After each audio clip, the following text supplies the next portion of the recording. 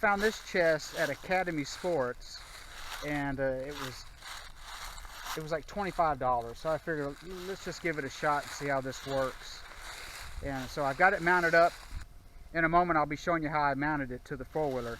But what I like about this one, it's not too big, it's not too tall, but it still has plenty of room to put all my work stuff in. And it's got a pretty good latch system. It's got latches on the side and then 2 latches in the front.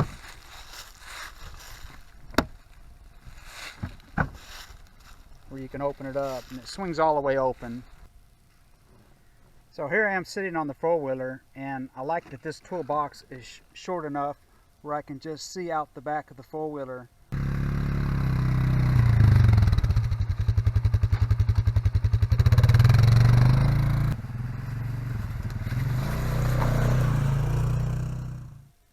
Okay, so now I'm going to go over how I got this toolbox mounted to the four-wheeler. So the first thing we're going to do is we're going to pull this rear rack off. Okay, now that I got all the bolts loosened up, let's pull the rear rack off. This is just a bolt plug I picked up, and I modified it. I took it apart and just modified it to take up the space between the new toolbox and the top of this rack here. What these do is they go inside here, and you tighten them up and, you know, clamp them down to hold it in. But I modified it so this will go in and just tighten up this screw, and I'll show you a little bit more on that later. So I got the cargo box turned upside down, and this is the rack off the four-wheeler, and I've got it placed on top of it. That way I can line up all these holes and get them drilled out. Okay, I went ahead and I took this plunger apart just to get this rubber part that compresses.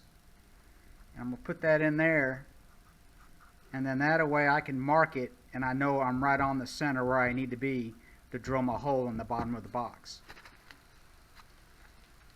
Okay, make sure you got your box lined up the way you want it, and then I'm just going to place this rubber piece in the mounting hole, and I just happen to have this long nail. I'm just going to stick the long nail through the middle of it, that way it's lined up, and just twist it and just make a mark on the plastic. It's going to do the same thing on both sides. Just put the nail in there, make sure it's lined up and down, just twist it a little bit, and it'll make a little mark on the plastic so you know exactly where to drill. Okay, we're going to drill out these holes.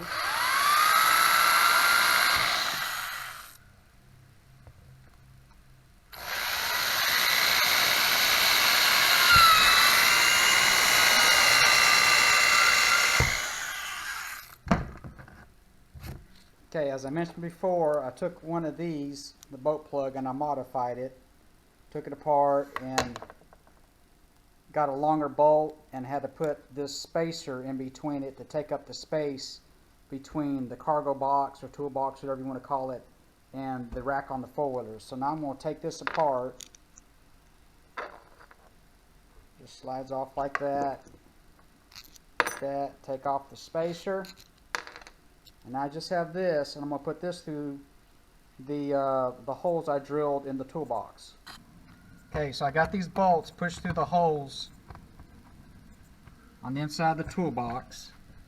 Okay, so now I'm going to slide the spacer onto the bolt where it's coming through the bottom of the toolbox. Then I'm going to put the top to the bolt drain plug in, and then slide this back on. Okay, so as you can see, I got these bolt drains all put back together on the other side of the toolbox, and I got this spacer in here, and this is all the stock parts, the top washer and the bottom washer, and this is the longer bolt that I had to use. Okay, so I got the rear rack on the four-wheeler. I got it just sitting on here where it's supposed to go, but I don't have it bolted on yet. And now I'm going to take the cargo box and slide these into the holes just like that, and then we're going to go on the inside and tighten it up. Okay, now we're just going to tighten these bolts up till that rubber piece expands inside that hole,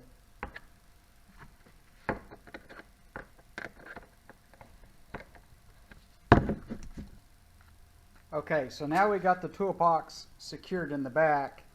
Now let's move to the front of the toolbox where it'll be facing your back when you're on the four-wheeler. And you can see I'm going to be flopping around. So luckily we have this open area on the rack on the Polaris.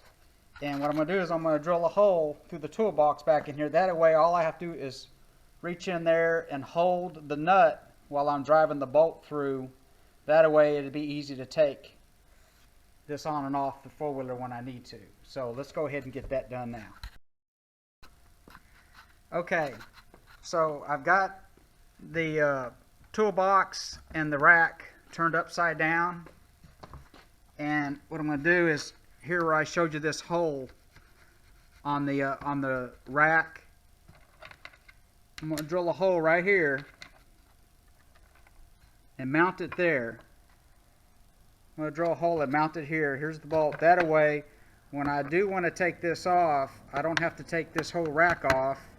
I can just reach under here with this wrench and hold it while I take it off. You could even use like a wing nut or something as well. I'm going to do the same thing on this other side. Just going to take this center punch and line it up right there in the middle. Get me a good mark on it.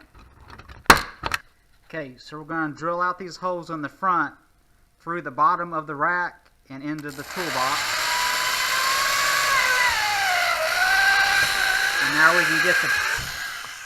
And now we can get the front secured. Okay, I've got this smaller bolt that's going to go on the inside of the toolbox and come through this hole. And I got another washer that's going to go on the bottom side. And then I've got this nylon lock nut that's going to go on the bottom. So let's get that attached now. Okay, we're going to put this bolt through the top here on both sides and the holes we drilled. Okay, now we're just going to tighten up this nut on each side.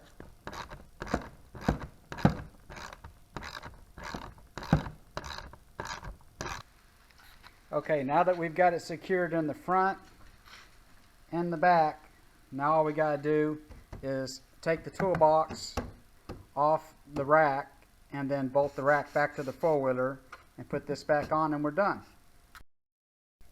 When you want to take this nut off from underneath here, there's a little tip. Just put some duct tape around your wrench. That way, when you pull it off, it'll hold it in there and it won't fall out of the bottom into here. If it does, you have to fish it out with a magnet or something. But anyhow, there's just a little tip. So when you do pull off and when you put it back on, you've got that duct tape holding the washer and the nut, and you can reach in there and put it back on without losing it. Anyhow, just a little update on the Polaris 570 with the trunk I put on the back. This is Rob with Freestyle Enduro 101. Thanks for watching.